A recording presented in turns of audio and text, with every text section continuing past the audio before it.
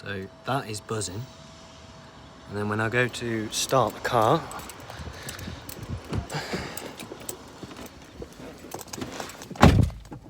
the brake pedal is really stiff. Press start, and the engine light comes on. And again, I don't know if you can hear, but the ticking is not ticking, like buzzing. It's a bit louder. Hazard lights don't work. Indoor lights don't work. Nothing works. Press down on the brake a bit harder and then this clicking starts. Press down on the brake again. Engine light.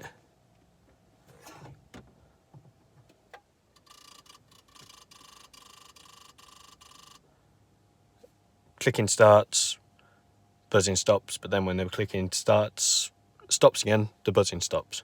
The starts. Excuse me. Any help would be greatly appreciated.